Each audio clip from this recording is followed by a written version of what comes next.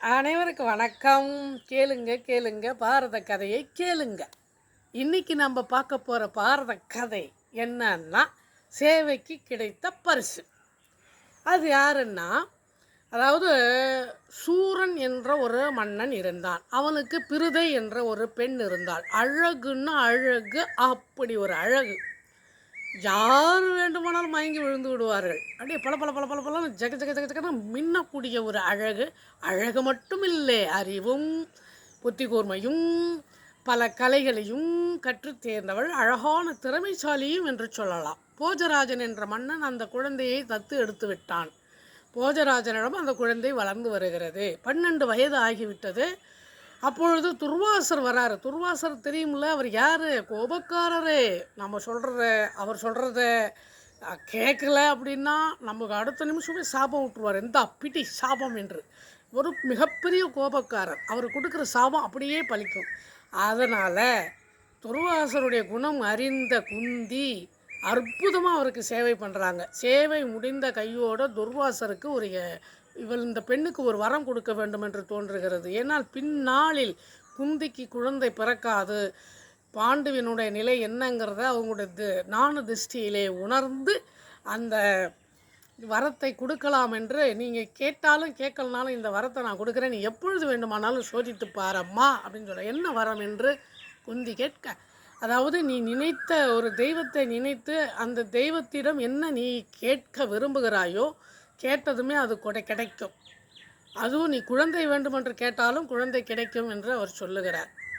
இதை தோழிகளிடம் சொல்ல, தோழிகள் எல்லாம் சிரித்து நையாண்டியாக கேலியாக பேசுகிறார். என்னடி இது, அந்த முனிவர் தான் சொல்கிறாரு, அவர் சொல்கிறதெல்லாம் நடக்கும்னு நீ நம்புறியா? இப்படி பேசிட்டு இவங்களுக்குள்ளே விளையாண்டுக்கிட்டு எதுக்கும் சோதித்து பார்ப்போமே. சூரியன் ரொம்ப பிடிக்கும் யாருக்கு? குந்திக்கு சூரியனை வழிபடுவா, ரொம்ப பிடிக்கும். அப்போ என்ன பண்ணுறாங்க, அந்த அம்மா சூரியனை நினைத்து, சூரியன் போல் ஒரு குழந்தை இருந்தால் எப்படி இருக்கும் என்று நினைத்தால் அடுத்த செகண்டே சூரியன் வந்து நின்ட்டார். அம்மா நீ தானே நினச்ச, அது வரம், துர்வாச முனிவர் கொடுத்த வரம், மாற்ற முடியாது. நான் வந்தாச்சு, உனக்கு குழந்தை கொடுத்து தான் போகணும்.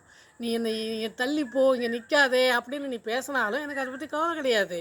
ஏன்னா நீ தானே சொல்லி கூப்பிட்ட, நான் வந்தாச்சு, உனக்கு குழந்தை கொடுக்காமல் போக மாட்டேன், கவலைப்படாத. ஊர் உலகம் ஒன்றும் சொல்லாது, நீ கன்னித்தன்மையை இழக்க மாட்டாய், கன்னித்தன்மையோடு தான் இருப்பாய் என்று ஒரு குழந்தையை கொடுத்து விட்டு சென்று விட்டார். இது உலகத்துக்கு தெரிந்தால் என்ன ஆகும், அக்கம்பக்கத்துக்கு தெரிந்தால் என்ன ஆகும் என்று ஒரு பெட்டியிலே வைத்து அந்த குழந்தையை அனுப்பிவிட்டாள். யார்? குந்தி. அந்த குழந்தை ஆற்று நீரிலே போய் கொண்டிருக்கிறது. அப்பொழுது அந்த ஹஸ்தினாபுரத்தினுடைய தேரோட்டி, அரசவையில் இருக்கக்கூடிய தேரோட்டி அதிரதனுடைய ஆசை அந்த குழந்தையை எடுத்து வளர்க்குறாரு. அவங்க மனைவி ராதை, அவங்களுக்கு குழந்தை இல்லை.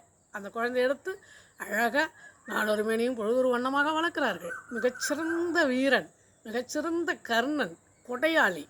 சிறு குழந்தையிலேயே முனிவர்கள் பேர் வைப்பதற்காக கையை தூக்கினார்கள், ஆசீர்வாதம் பண்ணுவதற்காக. ஏதோ கேட்கிறார்கள் என்று தன் தலையில் இருந்த சுட்டியை எடுத்து கொடுத்தார் அந்த குழந்தை கர்ணன். இன்றும் கவச குண்டலத்தோடும், கவசமும் குண்டலமும் உடலோடு ஒட்டி பிறந்தது கர்ணனுக்கு.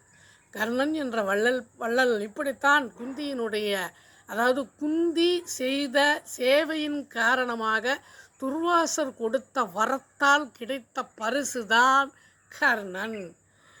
கர்ணன் மட்டுமல்ல, அவர் கொடுத்த வரத்தால் கிடைத்தவர்கள் பாண்டவர்கள் ஐவரும். இந்த பாண்டவர்கள் ஐவரும், அதாவது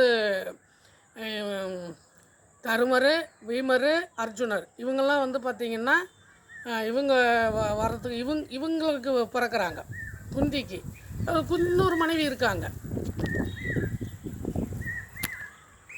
மாத்திரின்னு 100 மனைவி இருக்காங்க. அப்புறம் அவங்களுக்கு 2 குழந்தை, நகுலன், சகாதேவன், அவங்களுக்கு பிறக்கிறாங்க.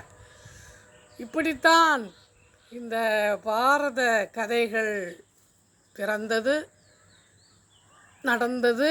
காலங்காலமாக நாம் அதை கேட்டும் பார்த்தும் ரசித்து வருகிறோம். இந்த கதை உங்களுக்கு பிடித்திருக்குமே ஆனால் ஷேர் பண்ணுங்க.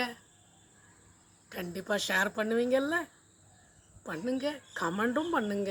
என்னுடைய பேச்சு பிடித்திருக்கிறதா, இன்னும் நீங்கள் இதை விட மாற்றி பேசுங்கள் அப்படி என்று நீங்கள் உங்களுடைய அறிவுரைகளை சொன்னால் நான் கண்டிப்பாக கேட்டுக்கொள்வேன். இந்த வீடியோ பிடித்திருந்தால் லைக் பண்ணுங்கள், ஷேர் பண்ணுங்கள். நன்றி, மீண்டும் சந்திப்போம்.